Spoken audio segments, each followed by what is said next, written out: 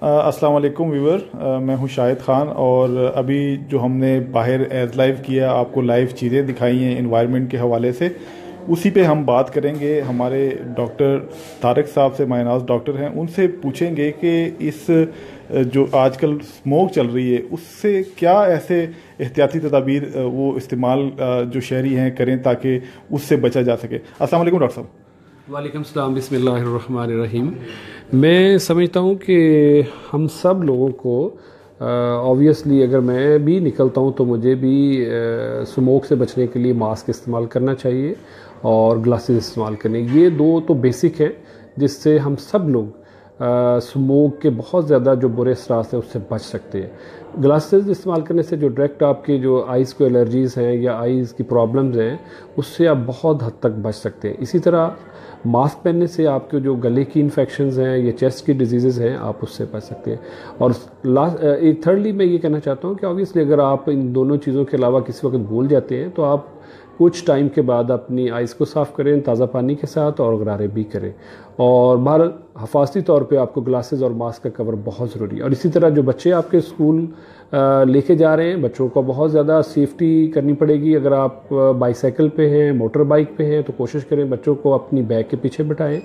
और मैं बल्कि एजुकेशन डिपार्टमेंट से रिक्वेस्ट करना चाहता हूँ कि जो हमारी टीचर साहिबान हैं जो उनको रिसीव करते हैं तो रिक्वेस्ट करें बच्चों को जब वो स्कूल पहुँचते हैं तो वो बच्चे अपने कम से कम अपने ताज़ा पानी से अपनी आइज़ साफ़ करें और गला भी साफ़ करें ताकि मैक्सिमम बच्चे इस बीमारियों से बच सकें। बड़े तो खैर अपनी ट्राई कर रहे होंगे, तो बच्चों को बचाना बहुत इंपॉर्टेंट है। वैसे डॉक्टर साहब आपने ये जो बात की है कि स्पेशल टीचर्स को, तो ये वैसे बड़ा अच्छा मशवरा आपने दिया है कि इसमें टीचर्स भी बहुत अहम रोल अदा कर सकते हैं। और हमारा जो एजुकेशन डिपार्टमेंट है उनको चाहिए कि वो सब स्कूल्स के जो प्रिंसिपल्स हैं उनको ये स्पेशली तबलीग करें कि वो जो बच्चे हैं उनको स्पेशली ये एहतियाती तदाबीर जो है उन्हें बताएं। हाँ जी। ताकि बच्चे जो है, क्योंकि ज़्यादातर बच्चे मासूम होते हैं, उसको ज़्यादा अक्सर रिक्शों में या मोटर बाइक पे या बाईसाइकिल पे जाते हैं स्कूलों में, तो उनको ज़्यादा इनसे ख़तरा होता है। तो मेरे ख्याल से ये एक बड़ा अच्छा मशवरा आपने दिया। जी शाहिद खान साहब, आप बिल्कुल ठीक कहते हैं। और आप देख लें कि इस वक्त जो रोड पे ज़्यादा जो इस वक्त लोगों का आना जाना होता है, एक तो वो पब्लिक जा रही होती है जो काम पे जा रही होती है और ज़्यादातर पेरेंट्स हैं और बच्चे हैं जो रोड्स पे निकलते हैं। तो ऑब्वियसली इन दोनों के लिए सबसे ज़्यादा तो बच्चे जो है ना वो स्कूल ही जाते हैं और वापस माँ बाप के पास आते हैं। तो माँ बाप को भी आते ही उनको कुछ मील देने की बजाय सबसे पहले उनको वॉशरूम भेजना चाहिए ताकि वो अपनी आइज़ साफ़ करें, अपना गला साफ़ करें। और इसी तरह स्कूल जाते वक्त भी कर लें। अगर ये 2 दफ़ा दिन में रिपीट हो जाता है तो काफ़ी हद तक हम इस चीज़ पर काबू पा सकते हैं। अच्छा डॉक्टर साहब, आजकल मेरे ख्याल से कुछ हफ्ते से ये स्मोक जारी है और दिन ब दिन बढ़ती जा रही है, तो क्या रेशो आ रही है? क्या आप क्या समझते हैं कि कोई इसमें इजाफा हुआ है? आपको पेशेंट आते हैं स्मोक की कोई हवाले से, आपसे कोई शिकायत होती है, या इमरजेंसी में आपके पास कितने पेशेंट आ रहे हैं और जो आ रहे थे अभी उसमें कोई इजाफा हुआ है?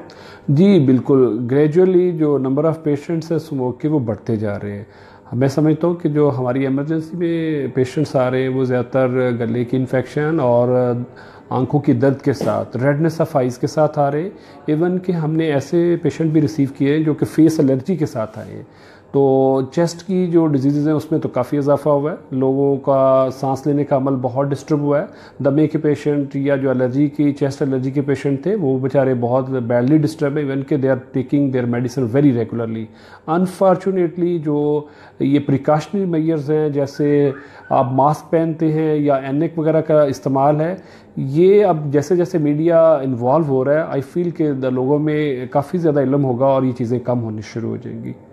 ये देखिए जो इंडस्ट्री है जी, जो यहाँ पे उनके जो जहरीला केमिकल वाला पानी है या इसके साथ साथ ये जो राख निकल रही है, ये स्मोक आप देखेंगे गुज़िश्ता साल में स्मोक मौजूद थी, लेकिन हम अगर माजी में जाए तो स्मोक का कोई नामो निशान नहीं था। ठीक है, ये किस हद तक सबब बन रहे हैं स्मोक को पैदा करने में, और लोग ये अगर इस बारे में गवर्नमेंट को क्या इकदाम करने चाहिए, ये आप अपनी राय दीजिएगा। अब ऑब्वियसली मैं समझता हूँ कि हमारा मुल्क डेवलपिंग कंट्री है, किसी हद तक हमारी गवर्नमेंट बहुत अच्छे इकदाम कर रही है, सिटी गवर्नमेंट भी कर रही हैं, लेकिन एक ख़ास हद तक मैं समझता हूँ कि जो हमारी इंडस्ट्रीज़ हैं वो बिल्कुल हमारे लिविंग एरियाज़ के करीब हैं और ये जो आपने क्वेश्चन किया है कि इंडस्ट्रीज़ कितने हिस्से तक पार्टिसिपेट कर रही है, तो मैं समझता हूँ कि that is 100% they are participating to make the environment very bad. Specially smog की वजह इंडस्ट्रीज़ का शहर के नज़दीक करना बहुत ही बुरा है, जिसको कि